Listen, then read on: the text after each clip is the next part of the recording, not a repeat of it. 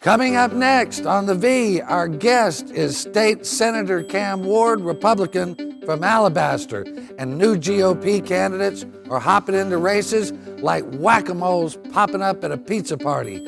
And news is coming out of Lee County, and some of it's not so good. Stay tuned for the rumors. We've got much, much more right here at The V.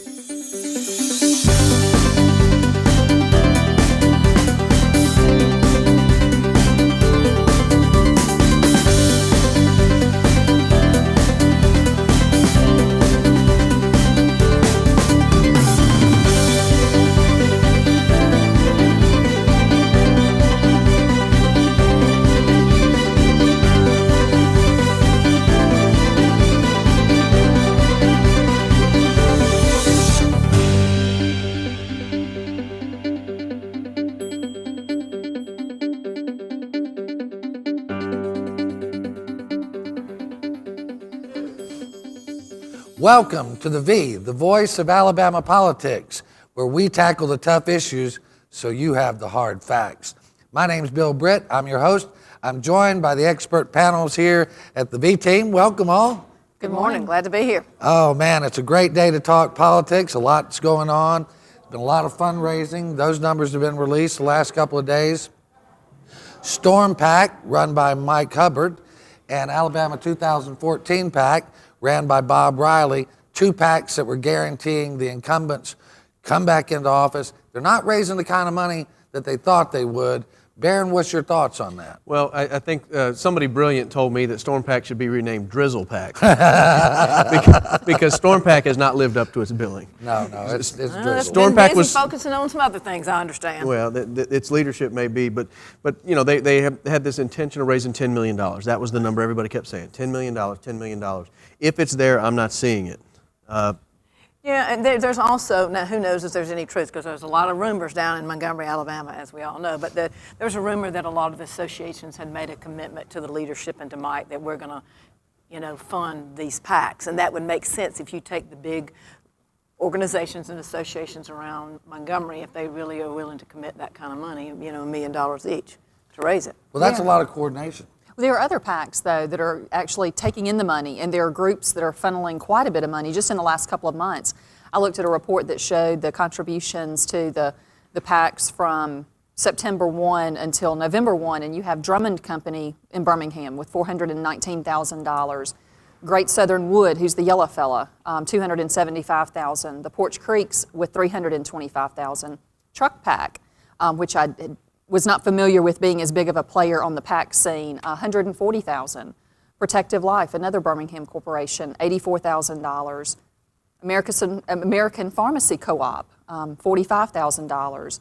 And then there was another name that popped up on the reports that I had not seen before, and that's Franklin Haney, a real estate investor out of Chattanooga, Tennessee, who has become very active just in the last couple of months in Alabama politics. Yeah, now I've heard his name somewhere, and I did a little research after I had pulled a story up. Isn't he a huge former donor for our current president, Barack Obama? And really? He's now playing big-time politics in Alabama, and he's a Tennessean. Yeah, in the last election. Yeah, Haney gave over $1 million to Barack Obama, and then through 7 or 8 different PACs, all headed by the same guy, has funneled tens of thousands of dollars, in particular, into the Birmingham City Council races that just took place a couple of months ago. So he's funding Democrats. Well, we don't know what he's funding. We don't know. He's funding nonpartisan city council races in Jefferson County. How about that? And then there's it's interesting. We talk about all these PACs. Most all of them are run by 2 or 3 major contract lobbying firms, and most of them, their clients, that they're, right.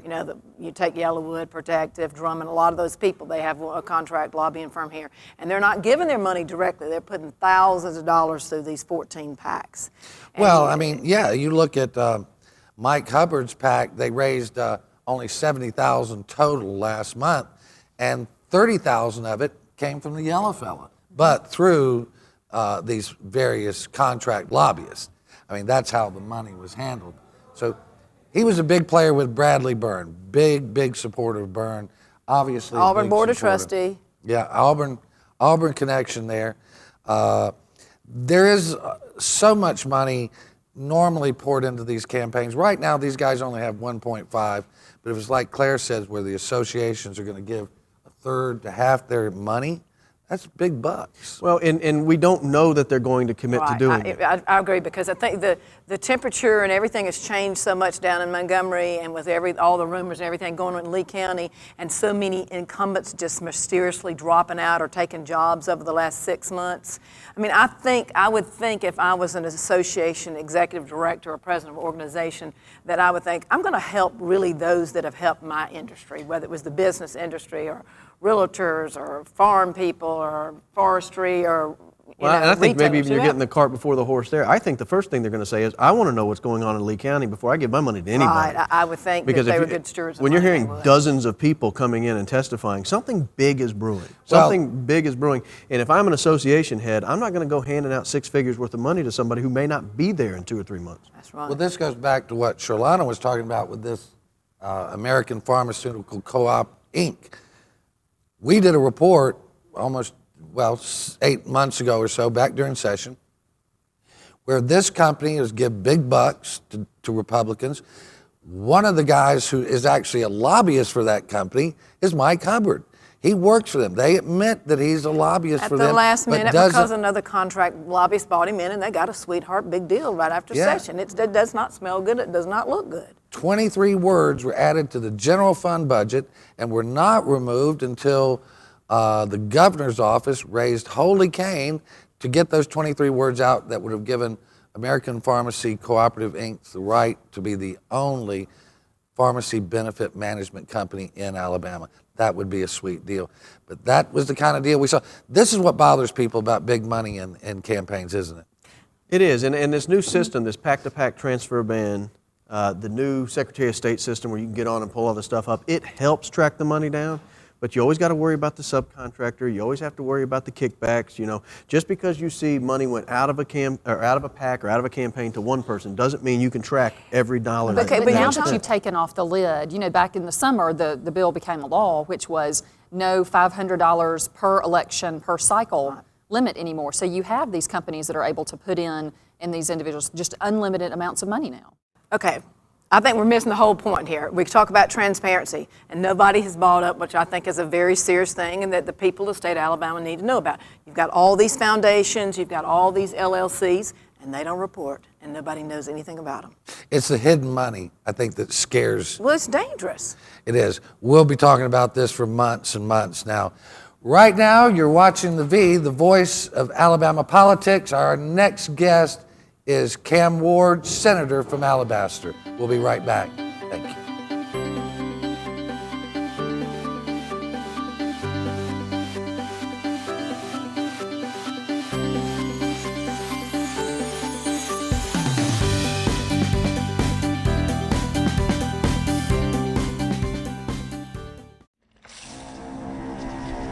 When some people struggle with their mortgage payments, they become frozen, petrified.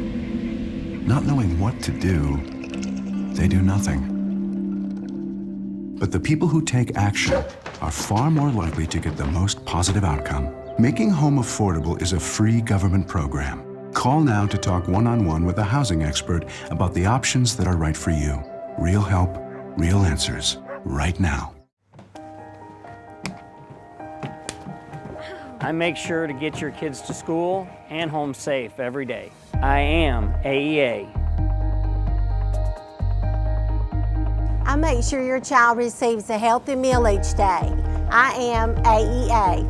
Thank you, AEA, for protecting our public schools and our futures. We are AEA.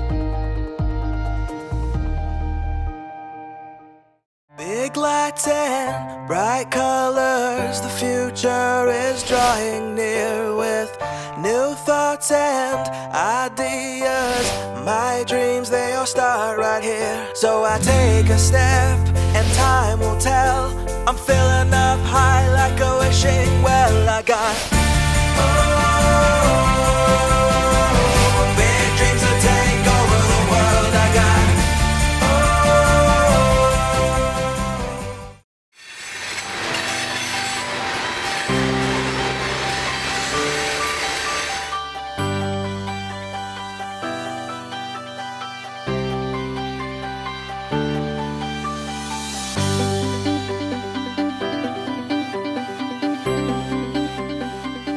Welcome back to the V. Our guest today is State Senator Cam Ward, Republican from Alabaster.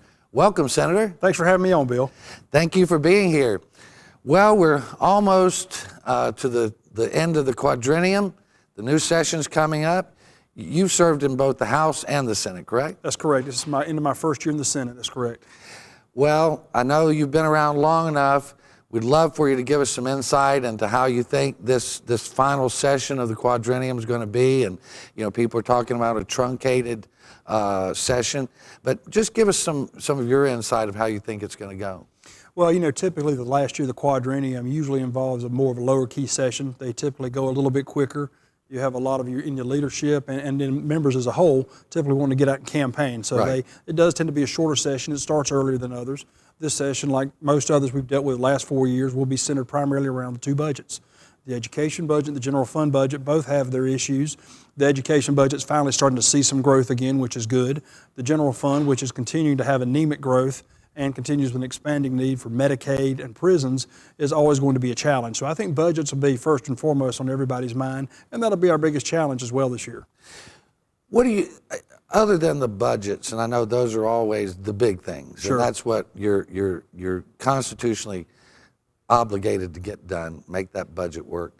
What are some of the big issues you feel that the state is facing that have to be addressed if possible this year? I think there are a couple issues that we should address this upcoming session. Although a lot of people will look at this session as a time to take a pass and do the easy stuff, I think there's so many things out there that really need to be done that we can't afford to lay back and just do the easy bills this time.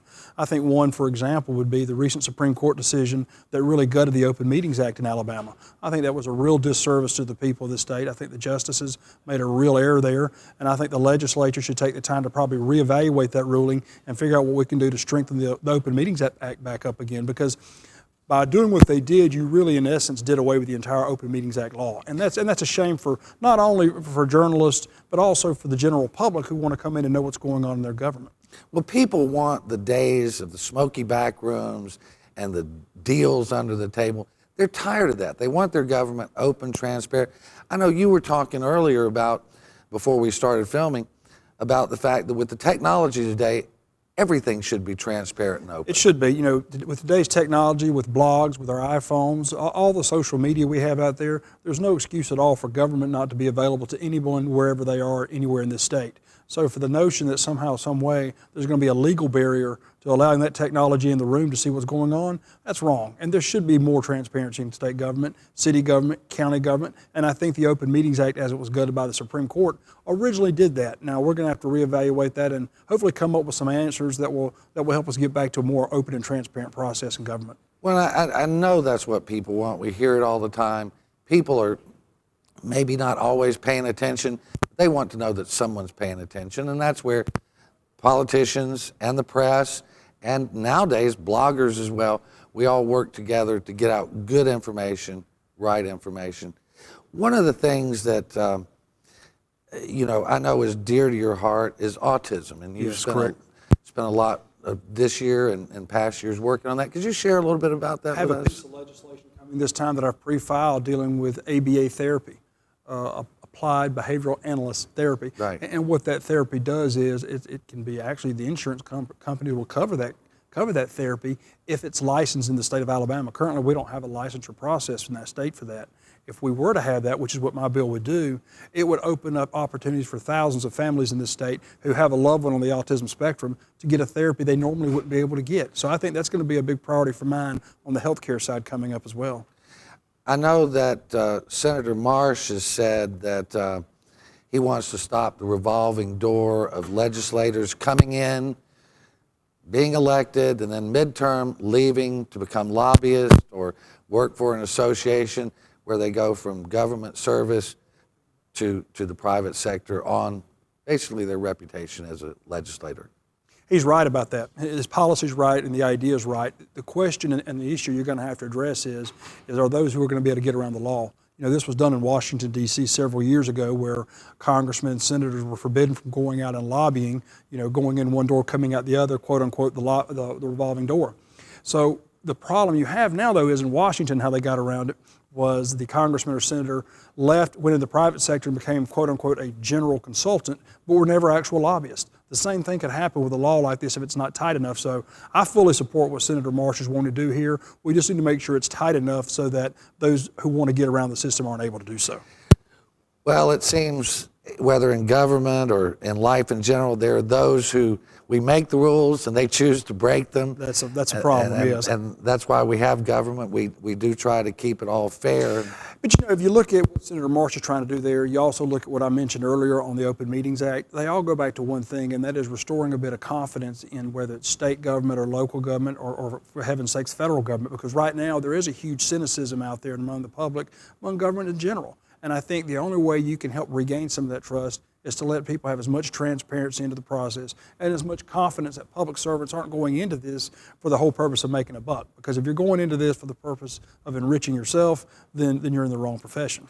Well, and I agree. I mean, we do have some wealthy people in it, but it's very few. We hope to have, you know, public servants and the citizen legislator. I mean, I think that's what our founding fathers wanted, people that were normal citizens who saw that they could serve for a period of time and do what is best for the constituents for in good government.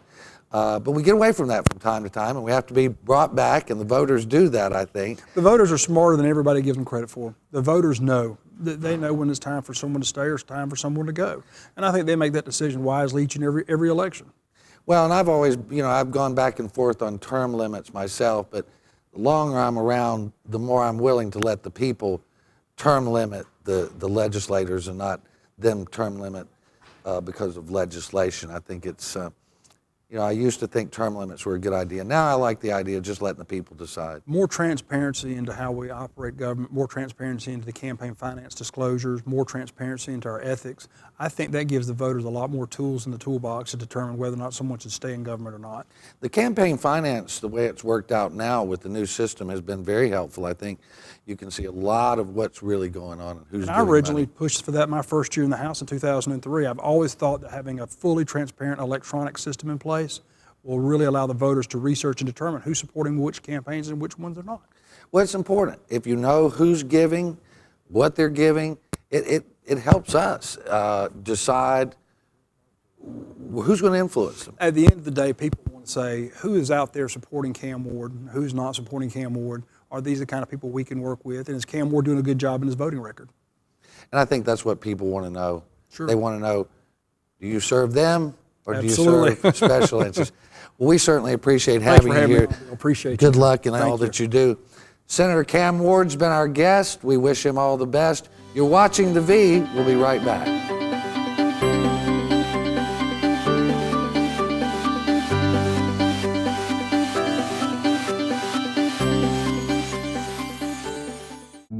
In the small town of Elmira, New York, a boy was born into an all-American family. The odds of him achieving his dream in the fashion industry? 1 in 23 million. The odds of having a child diagnosed with autism? 1 in 88. I am Tommy Hilfiger, and my family is affected by autism. Learn more at autismspeaks.org/signs. I teach. I touch the future. I am AEA. I keep the school clean every day for your children. I am AEA.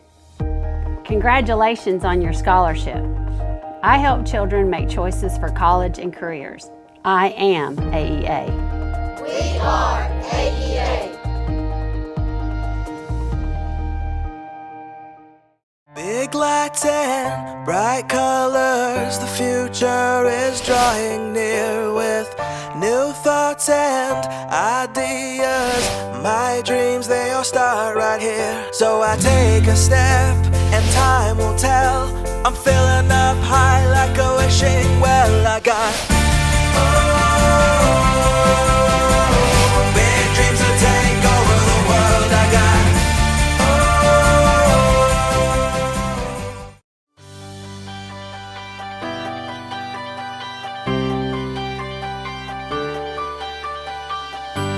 Welcome back to the V. Our guest today has been Senator Cam Ward of Alabaster. He had some great things to bring up. I mean, I think one of the most interesting things he talked about was this revolving door issue that Dale Marsh is trying to address. Yeah, Senator Marsh has pre-filed a bill with the legislature to stop or make a stopgap attempt at the revolving door, where you have these legislators who are leaving midterm or they're not re-upping for this next election, who are going into private practice to become lobbyists. But we've never seen that until this tenure in our life. In 25 years, we've never seen this. It's amazing the number of people who are flooding out to do this. And I think if Marsh and the Senate and the other Republicans are serious about making an attempt to stop this, then you have to cut off this little trick that they pull where, well, if I don't lobby the House that I was a member of, then it's not really prohibited. Right. I think you've got to stop no lobbying either member, House or Senate, and no executive branch lobbying either, I think or it needs back to or be forth. even broader than that. And I think it needs to be, you cannot register as a lobbyist, period. Not municipal, county, state, executive, anything. You go back into the private sector and live under the laws you're forcing us to live under. That's And correct. That's At what I least think for a they should year. do. Absolutely. A year or two. And I think it's fair to the folks who have a problem with the the educators who are no longer going to be able to run for re-election with that law that they passed. I think it's fair. If you tell educators that you cannot be a member of the legislature, then I think legislators ought not to be able to lobby the group that they just left. Well, and I don't disagree with you on that. I think there's a lot of reasons, like Claire pointed out, we haven't seen this type of movement out of the legislature in ever. Which is probably why the law doesn't exist. It didn't need to exist. Right. Well, and I don't think that They grand weren't jury going to give leak- up chairmanship and doling out money here, there, and Yeah. everywhere. Those were on jobs. I think there's also that little bit of that Lee County grand jury that may have motivated a few folks to get out ahead Well, of now the speaking storm. of that, now that for the funness of all this, that I've been doing this for a month or so and enjoyed being with y'all, I get these little anonymous phone calls all the time. And, we kept hearing that something's going to happen in Lee County, something's going to happen. Well, I did get a call from a legislator in the last 48 hours that said, I don't think something's coming because I'm not scheduled to talk to the grand jury. He was meeting with them. Well, of course, it's Sunday morning today, as we know, but he was meeting with them on Thursday, the 14th. So we probably won't hear anything for a while, but a lot of rumors are coming out of there. I know you were talked about there were 3 folks who were down there last week. There's someone down there this week. And I heard one legislator call me and he said, if you have any doubts about that grand jury being real, I was there. Yeah. And he said it scared the daylights out of me. Well, you gotta and I think didn't about have it. anything to talk about. Well, you got to think about it. So many of these individuals, these legislators that are being called to Lee County, they're either freshmen, House members, or senators, and they were recruited by leadership. They've come into this whole thing. They gave them all this money, and they've not really been entrenched in this Montgomery, Goat Hill environment and this craziness that these people live in down there. Well, I don't know Matt Hart. I couldn't pick him out of a lineup, but I hear once he gets you, I guess we wouldn't see him in the lineup. I hope you wouldn't see him in the lineup. Anyway. Well, I've had the pleasure to work with him. He's a nice fellow, but I wouldn't want to go up against him. No, I hear he can be very intimidating in that type of close environment. But fortunately, I've never been before a grand jury. Hope I don't have to go. If you keep talking, you could wind up before one, right? Oh, really? Well, hopefully Mark White won't send me a letter. He doesn't call, he doesn't come by, and he never sent a letter. Well, I'm astonished about those letters that, they went out, a couple of 3 letters went out to people right away. You didn't get one, which stunned me. And then they've seemed to have dried up. It's as if they've gotten busy on other matters, is what it appears. Well, speaking of, we've had all these floodgates and people rolling out or just retiring. We've got House, since the Birmingham market, we've got 43, House seat 43 and 46, and we've got a lot of people that have jumped into these races. DeMarco, who's running for that congressional race, and Mary Sue, who's retiring after all these years. Well, there's a lot of a lot of Republicans jumping into the void here. I always get a kick out of it. I say every one of these people hates government, but they can't wait to get in on the payroll. I hate government, but I want that job. But there are some serious contenders. I mean, Steve Flowers is thinking about running for the PSC.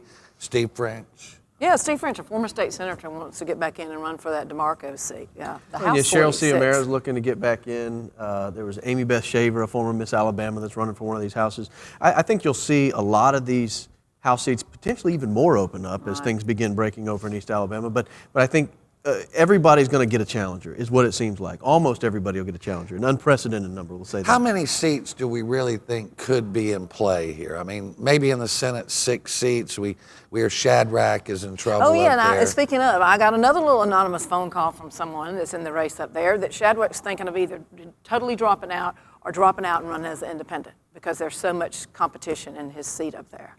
The guy hates his job. Yeah. Why would he keep running if he doesn't enjoy it? I mean, he always looks like he's miserable when he's down here, or either ate Well, something I bad. predict he'll drop out.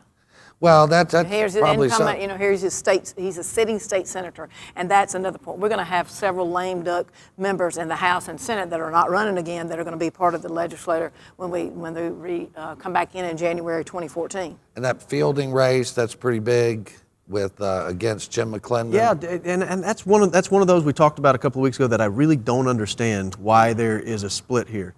Jerry Fielding's a lifelong Democrat. He was a good Democrat, a reliable Democrat vote. He decides at the last minute, you know what, I think I can't win as a Democrat, I'll become a Republican.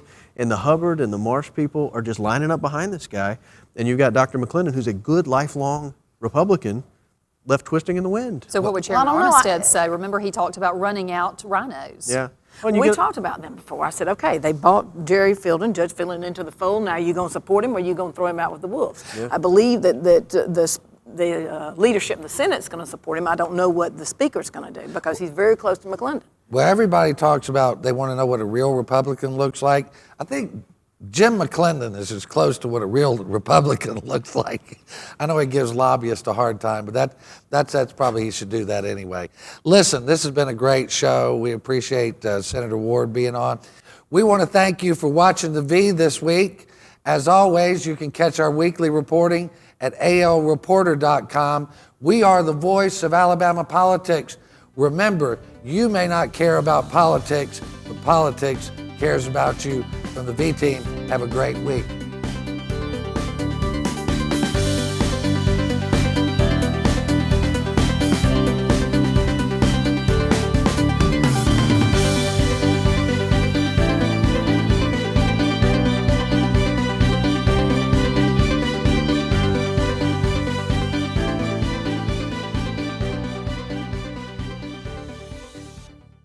Big lights and bright colors, the future is drawing near with new thoughts and ideas.